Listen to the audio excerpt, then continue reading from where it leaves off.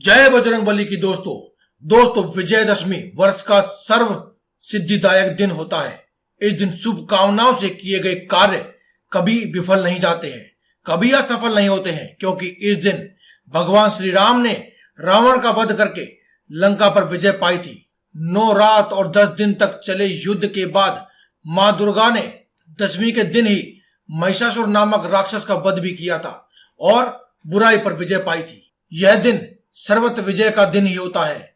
इस दिन कोई भी कार्य विफल नहीं जाता है। इस दिन कुछ विशेष उपाय करके आप अपने जीवन की सभी समस्याओं को हराकर उन पर विजय प्राप्त कर सकते हैं। कहा जाता है कि इस दिन किए गए उपायों से धन संपत्ति, स्वर्ण आदि की प्राप्ति भी की जा सकती है। इसीलिए दोस्तों, आज की इस वीडियो में हम आपको बताएंगे कुछ ऐसे ही खास उपाय जिन्हें करके आप अपने जीवन की हर समस्या को हरा सकते हैं और उन पर विजय प्राप्त कर सकते हैं। साथ ही साथ अपने सभी मनोकामनाओं को भी पूरा कर सकते हैं। दोस्तों, रामनवमी के दिन किसी भी पूजा की दुकान से 11 काली गुंजा लेकर आए।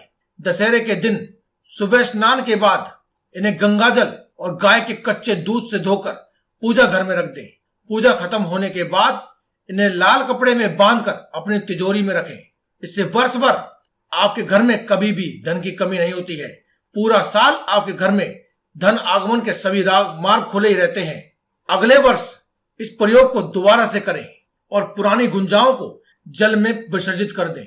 इसके अलावा दोस्तों, विजयदशमी के दिन झाड़ू के विशेष उपाय विशेष रूप से फल देने के लिए जाने जाते हैं।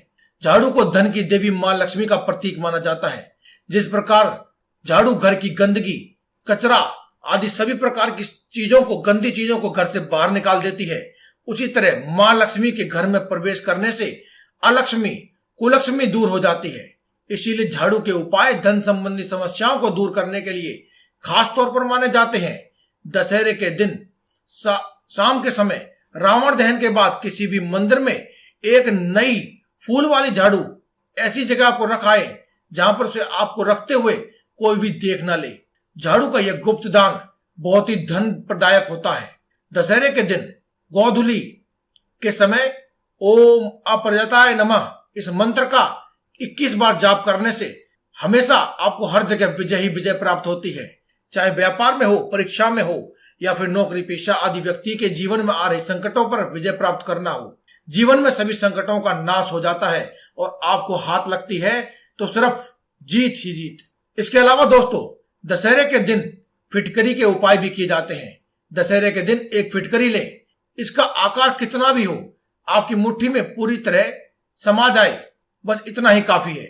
घर के सभी सदस्यों से इस पर हाथ लगवा लें और घर की छत पर इसे अपनी पीठ के पीछे फेंक आए।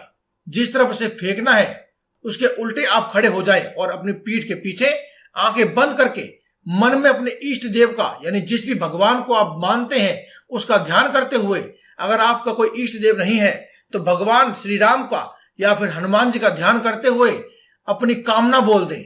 आपकी जो भी मनोकामना है उसको दोहरा दें और सिर के पीछे हाथ को ले जाते हुए फिटकरी को उछाल करके फेंक दें और फिर बिना मुड़े अपने घर वापस आ जाएं।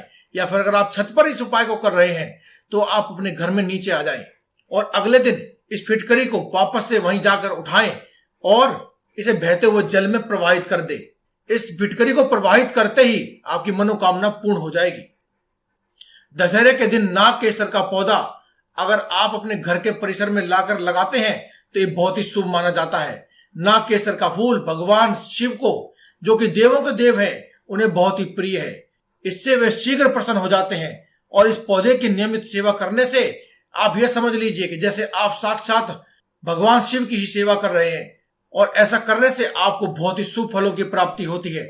जैसे जैसे ये पौधा बढ़ता है वैसे वैसे आपके घर में अचानक ही धन और कुबेर के खजाने की तरह धन आपके घर में बढ़ता ही रहता है। दशहरे के दिन एक लाल कागज की छोटी छोटी चौकोर पर्चियों पर राम का नाम लिखकर आटे की छोटी छोटी गोलियां बनाकर इसे इसके बीच में दबा दें और मछलियों को खिला दें। यह उपाय इतना कारगर है और प्रभावशाली है कि यह उपाय करने मात्र से करने के तुरंत बाद ही आपके घर में कभी भी आपको किसी प्रकार की गरीबी का सामना नहीं करना पड़ता।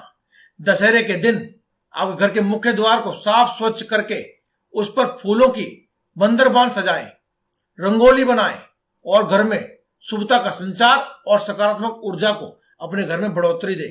तो दोस्तों, ये थे कुछ उपाय जिन्हें आप दशहरे के दिन कर सकते हैं और अपने घर में से नकारात्मक ऊर्जाओं को और गरीबी को हमेशा के लिए अपने घर से बाहर कर सकते हैं। तो आशा करते हैं कि आप इन उपायों को करेंगे और अपने जीवन में हमेशा सुखी रहेंगे। तो दोस्तों, मिलते हैं अगली वीडियो में। तब तक के लिए धन्यवाद। कमेंट बॉक्स में लिखते रहें जय बजरंगबली।